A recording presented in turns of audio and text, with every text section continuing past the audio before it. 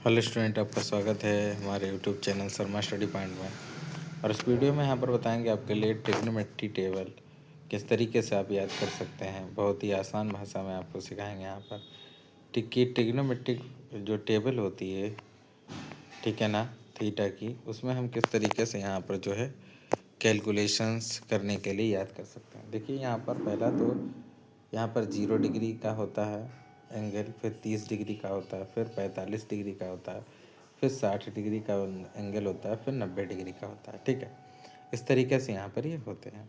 तो इन्हें हम क्या करते हैं, इन्हें किस तरीके से हम लोग सीख सकते हैं, इस बात को यहाँ पर जानकारी लेते हैं कि किस तरीके से हम लोग सीखें। तो सबसे पहले यहाँ पर हमें 3 याद करने पड़ेंगे। एक तो साइन थीटा का याद करना पड़ेगा, दूसरा आपको कॉस थीटा का याद करना पड़ेगा, फिर तीसरा आपको टेन थीटा का। इन 3 ट्रिग्नोमेट्रिक फंक्शन को आप याद करने के बाद, इनके एंगल्स को याद करने के बाद, आप किसी का भी यहाँ पर जो जितने भी ट्रिग्नोमेट्रिक होते हैं एंगल निकालने के लिए आप जो है इन्हीं 3 से निकाल सकते हैं। वो कैसे निकाल सकते हैं इस बात को हम आपको बताएंगे, किस तरीके से आप इन तीनों को निकाल सकते हैं। ठीक है, तो यहाँ पर ये बात हम आपको समझाएंगे कि कैसे आप इन तीनों को यूज़ करके, इन तीनों को याद करके आप किसी भी ट्रिग्नोमेट्रिक फंक्शन के लिए किसी भी यहाँ से 0 डिग्री से लेकर के 90 डिग्री तक का आप एंगल निकाल सकते हैं। तो इस बात को कैसे सीखेंगे ज़रा ध्यान से देखिए। पहले तो हम 3 को बताते हैं आपके लिए। सबसे पहले साइन थीटा लिखा है यहाँ पर 0 डिग्री, 30 डिग्री, 45 डिग्री, 60 डिग्री और 90 डिग्री लिख दिया। अब साइन थीटा का मान जो 0 डिग्री का मान होता है वो 0 होता है, साइन 30 डिग्री का मान वो 1/2 होता है, साइन 45 डिग्री का मान 1/√2 होता है, साइन 60 की वैल्यू का मान √3/2 होता है, साइन 90 डिग्री का मान वो हो जाता है 1। ठीक है, इस तरीके से यहाँ पर ये तो साइन की वैल्यू हुई। अब एक बात यहाँ पर समझने पर हमने जो है आपको बता दिया यहाँ से लेकर यहाँ तक।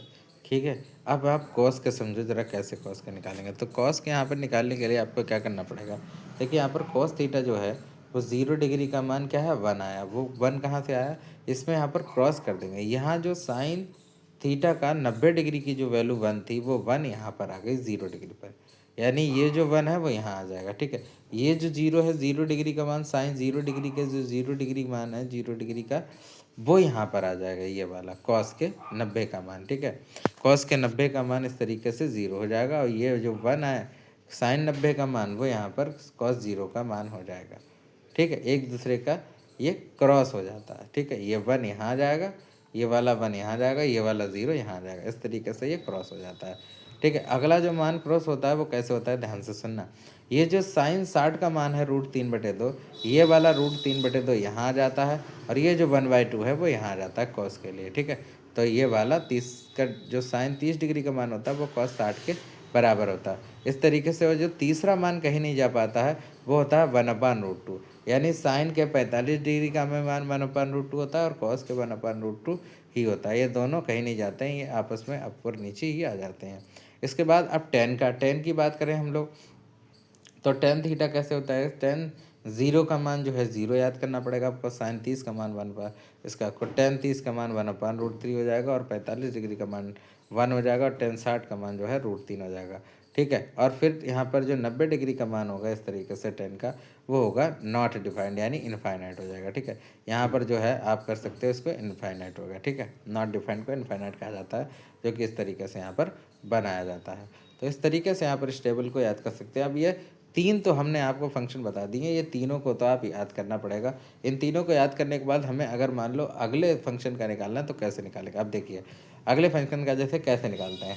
हमारे पास यहाँ पर अगर सपोज करो हमें निकालना है कॉट 30 डिग्री निकालना है। अगर आपको कॉट 30 डिग्री का जो है एंगल निकालना है तो किस तरीके से आप निकाल सकते हैं। देखिए कॉट का आप जानते हैं फार्मूला होता है, कॉट थीटा बराबर होता है 1/tan थीटा। कितना होता है 1/tan थीटा, तो tan 30 डिग्री हो जाएगा।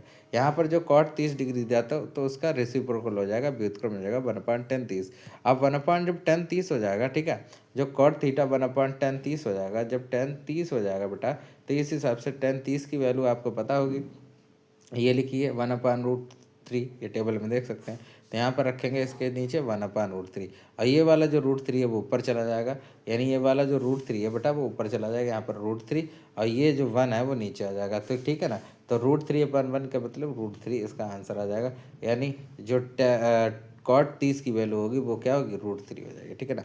तो इस तरीके से यहाँ पर जो रेसिप्रोकल के फार्मूले होते हैं उनको हम यूज कर सकते हैं। तो कॉट थीटा का जो रेसिप्रोकल होता है वो 1/tan थीटा होता है। और इसी तरीके से ठीक है, इस तरीके से आपका दूसरा जो फार्मूला होता है वो कोसेक होता है, कोसेक। तो कोसेक थीटा होता है 1/sin थीटा। अगर कोसेक नहीं, कोसेक का निकालना हो कोई भी एंगल तो 1/sin करके निकाल सकते हैं। और इसी तरीके से एक जो और होता है आपके लिए, वो कैसे निकाल सकते हैं, वो होता है सेक थीटा का। तो सेक थीटा का जो हम निकाल सकते हैं 1/cos थीटा। ये ऐसे करके रेसिप्रोकल करके आप किसी भी ट्रिग्नोमेट्रिक फंक्शन का जो है निकाल सकते हैं, ठीक है। आई होप आप ये समझ गए होंगे किस तरीके से आप टेबल सॉल्व कर सकते हैं और किस तरीके से जो है यहाँ पर आंसर को ला सकते हैं। Thank you for watching this video.